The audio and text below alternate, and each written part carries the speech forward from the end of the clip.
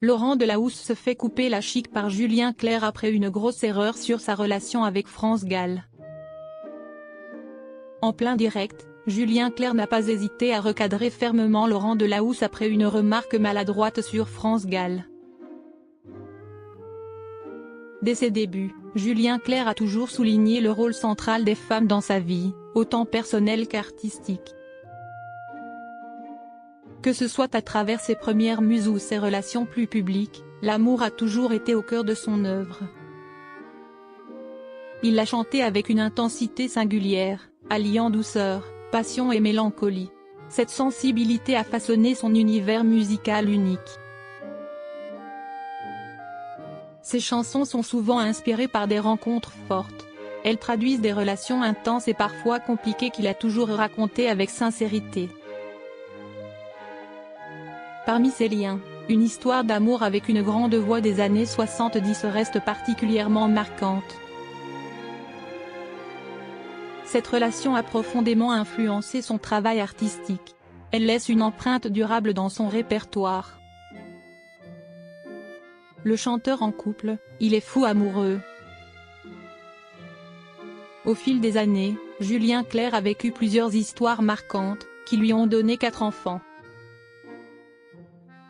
Julien Clerc a vécu plusieurs histoires marquantes, notamment avec France Gall, Miou Miou ou Virginie Coupéry-Eiffel.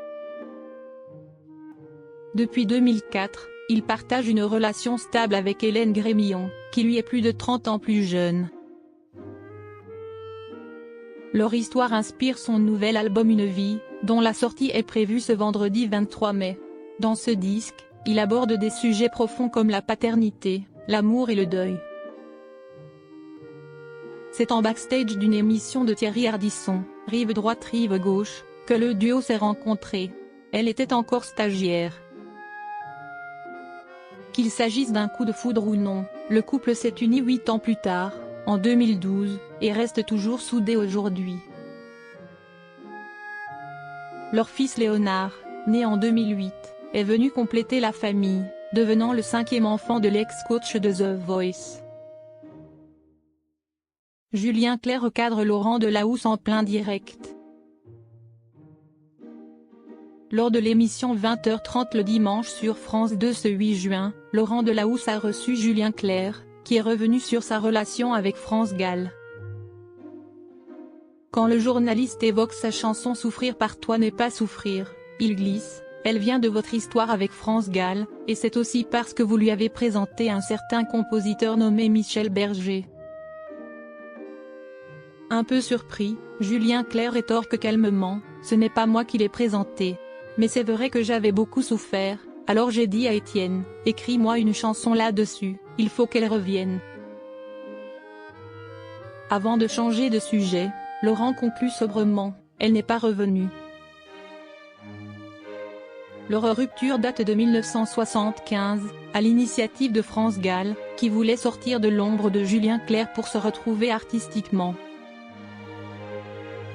Dans son autobiographie, il confie que cette séparation lui a demandé beaucoup de temps pour s'en remettre. Julien Clerc n'a pas été le seul à transformer cette histoire en musique, bien avant lui, Claude François avait dédié à France Gall le classique Comme d'habitude en 1967.